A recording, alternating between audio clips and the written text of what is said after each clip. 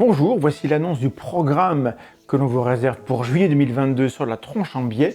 Alors, on est le 8 ou le 9, ça a commencé déjà il y a quelques temps, j'ai répondu à des questions de Absol, le collègue Absol de Absol Vidéo sur YouTube.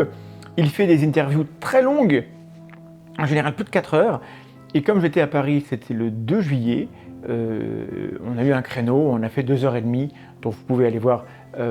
J'ai répondu à plein de questions différentes. Je me suis un petit peu énervé sur la question du cancer. Vous pouvez aller voir pourquoi je me suis énervé. Et on n'était pas d'accord sur la collapsologie. Et je confesse que je ne m'y connais pas assez et que c'est un sujet qu'il faudrait que je creuse. Et vous verrez pourquoi je ne le fais pas. Je l'explique dans l'interview.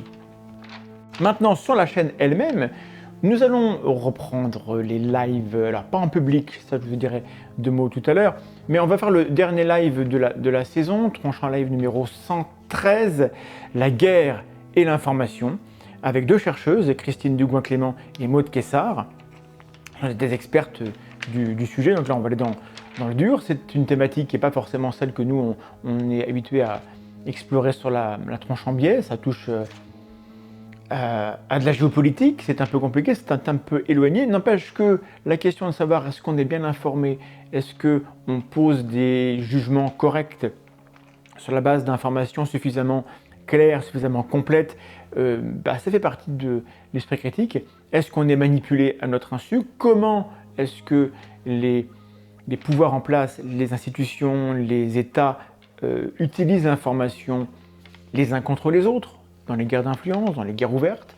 On va parler de ça. Évidemment, le contexte, c'est la guerre en Ukraine, qui donne lieu à beaucoup de désinformation, dont des réseaux, et ça on va en parler aussi, qui ressemblent aux réseaux qu'on a vus auparavant se liguer contre des récits jugés officiels, et qui en fait étaient des récits scientifiquement corrects, qui sont peut-être partie prenante, qu'ils le sachent ou non, d'une guerre plus large de l'information en Ukraine, mais aussi ailleurs.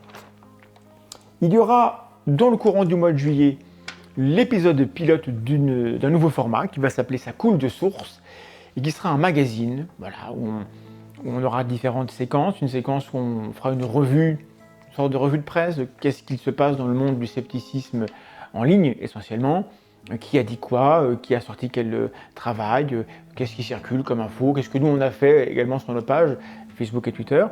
Il y aura une séquence au milieu où on reçoit une source, un chercheur, une chercheuse, une autrice de quelque chose, pour parler de ce qu'elle a fait, cette personne. Et le parrain de ce nouveau format, ce sera Pascal Wagner-Egger, qui est un psychologue, chercheur en psychologie.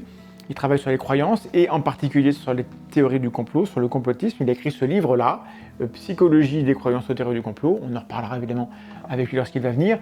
Mais il va venir pour parler d'autre chose. La thématique donc, du segment central de notre pilote, ce sera, j'ai oublié, ce sera les biais cognitifs. Voilà. Qu'est-ce que la recherche dit sur les biais cognitifs? Qu'est-ce que les zététiciens en disent? Est-ce qu'il n'y a pas un décalage? Est-ce qu'on suit notre travail? Est-ce qu'on est à jour de la littérature ou pas?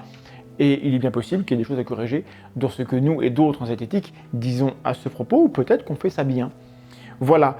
Au cours du mois de juillet, je vous annonce qu'on va tourner le dernier arrivage, la dernière séquence de la petite boutique des erreurs, saison 2. Donc les 4 derniers épisodes vont être tournés dans le courant du mois de juillet, dans le but que ce soit diffusé pour la rentrée en septembre.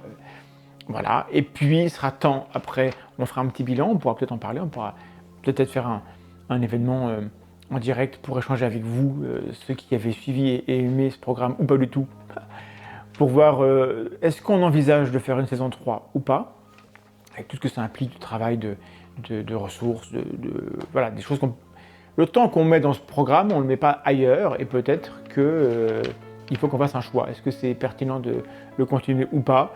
Il y a plein de raisons pour le continuer, il y a plein de raisons pour l'arrêter, et on n'a pas encore les réponses.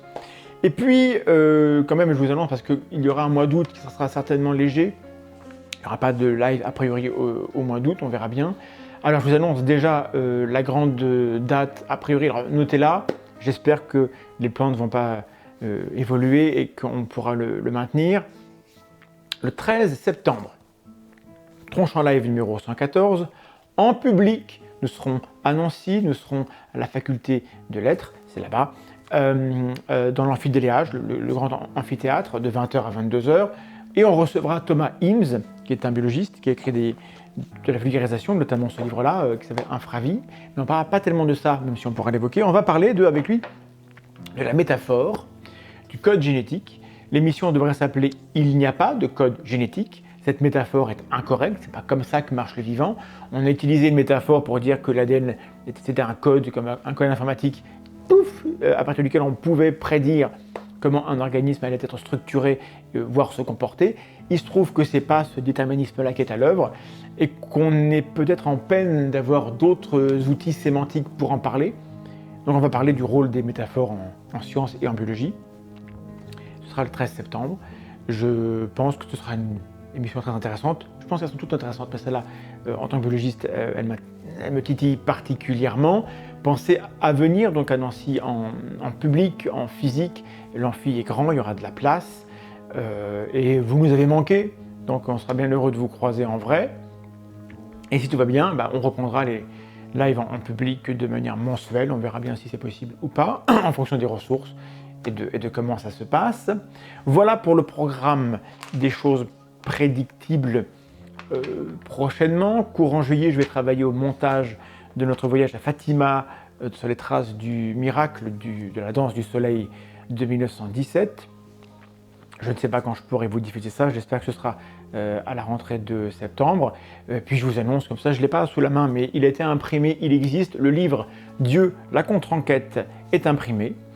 Et vous pourrez le retrouver dans vos librairies le 31 août, a priori, et on pourra en reparler. Je pense qu'on fera la tronche est à vous sur ce sujet à la rentrée. La croyance en Dieu est quand même une des thématiques centrales du scepticisme dans son histoire, hein. Même si en France, on a mis ça un peu de côté dans le monde sceptique et zététicien.